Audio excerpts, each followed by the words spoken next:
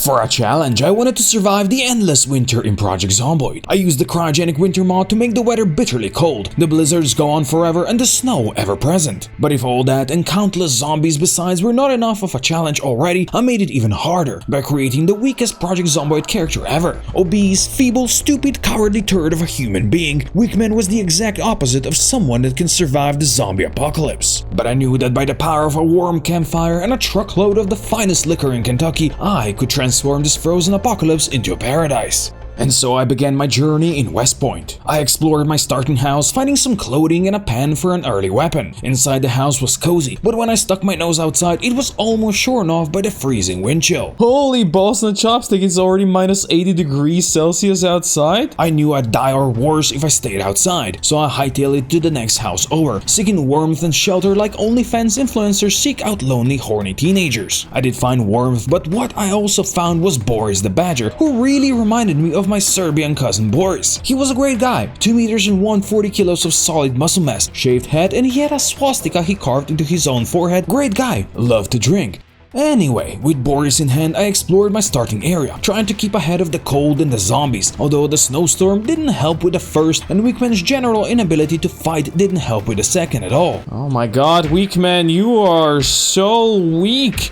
Well, just like those starved Ethiopian children that me and Boris used to smuggle up north. I kept on moving to stay away from the Zeds, although I did manage to cut some of their threads, but the cold forced me inside and the moodles began stacking. Weakman was now sneezing and the hordes began racking the doors and the windows. They were soon all around, so I had to keep moving or risk being put to the ground. If I'm to survive, I need to get the F out of the city. Oh, but that was easier said than it was done. I had weapons and I had the food and the booze. I had Boris the Badger but no place to snooze and rest in peace but not in pieces. I tried to avoid zombies where I could and kill them where I couldn't, just so I could steal their clothes, which I knew I shouldn't, for they kept me over encumbered and thusly tired. But then I found what I really desired, a working Jeep, and eventually it fired. Oh, let's freaking go! Grab the key and then let's run. It was cozy minus 30 degrees inside my car, which was still warmer than my ex's heart. And while Weakman was not looking good, I now had the means to escape the city. I got lost a couple of times, but eventually I made it exactly to the place I wanted to be, which was unfortunately overrun by Zeds. Weakman stood as much of a chance in combat against them as a peaceful nation sitting on deep oil reserves does when USA decides it needs a dose of freedom. So I used my car to smash them to pieces, even if that meant my car would also be smashed to pieces. Eventually, there was a carpet of corpses outside my new house, and even though the hypothermia was kicking in, I finally had a moment of respite to hide and heal my sickness. The morning of day 5 and the nasty cold is gone, although the motherfucker's still coughing. Low resources, low temperatures, the inevitability of losing power, and with it warmth, meant that chances of Weakman surviving the endless cryogenic winter were close to zero. But I promise you, by the end of this video, I'll figure out a way to keep him alive, using my ingenuity, deforestation techniques even Brazil would refuse to resort to, and fire.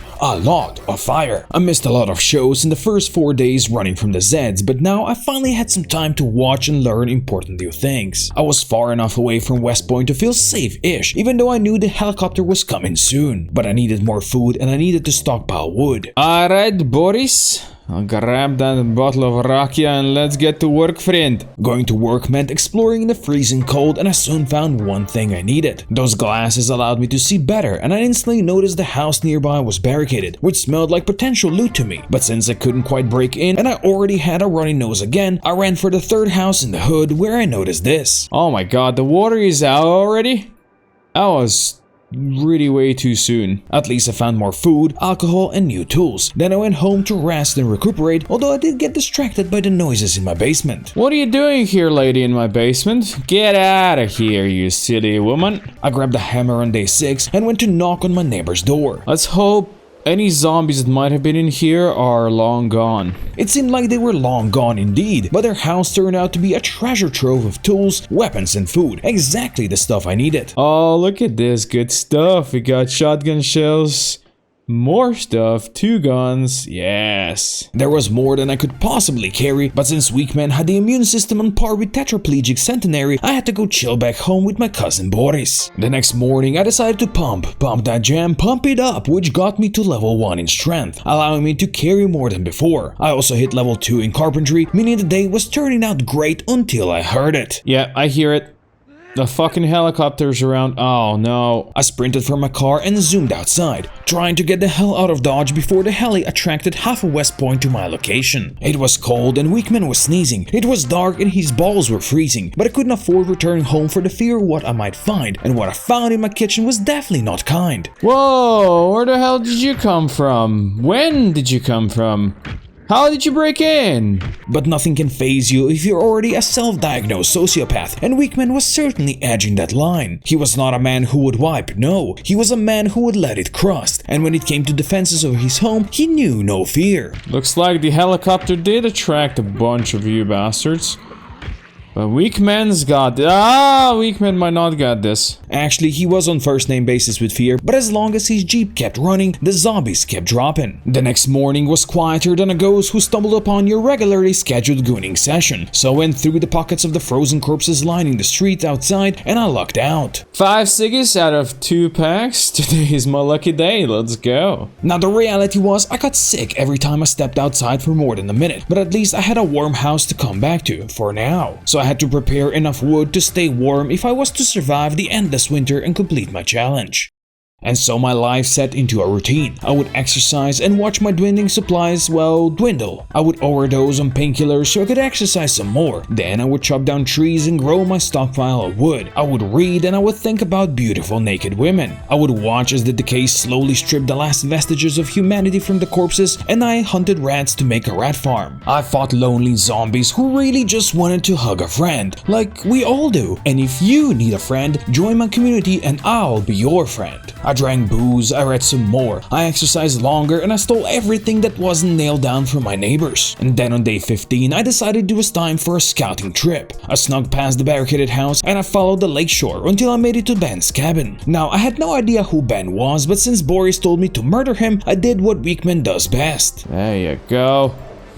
You cannot stand against Weakman, hell yeah. Alas, by the time I got there, the hypothermia already set in, so I rushed inside to safety. This is like Weakman coming to visit Weakman. Look at him, he's so slow, he's got that bald spot. Oh man. It's Weakman's brother. I came to the cabin for the antique stove, but since I already got sick, I decided to just pack everything I could carry and then I ran back home. I used the books I gathered and the booze I stockpiled to heal the nasty cold, which took the whole of day 16, a day that I capped out with more exercise. There you go, level 2 in strength. Now carrying that thing is gonna be much easier. The next morning I dropped all the excessive gear and ran for Ben's cabin. There were a couple of Bens there and I had to convince them that I am the big Ben now, and when I was sure it was safe outside, I grabbed the stove and shuffled back home. Stop complaining, Weakman. There ain't no Amazon Day 1 delivery here in Zombie Apocalypse, you just gotta carry it yourself, man. I placed the stove next to my TV and started fueling it up with all the wood I prepped. Then I spent more time reading and exercising until I decided it was time for an adventure. I knew there were a couple of lonely farms around that would be decently safe to raid, so I decided to try my luck. This place truly is empty. You love to see it, let's go. Well, it wasn't quite as empty, but a couple of Zeds were worth it for all the extra food I found. I raided 2 more farms on that day. Whoa, there's 2 naked bodies in here. What you guys doing when you died, huh? They were probably recording for OnlyFans and it seemed like they had live audience, which must be a premium service that I'm not aware of, but actually thinking of offering it on YouTube as well.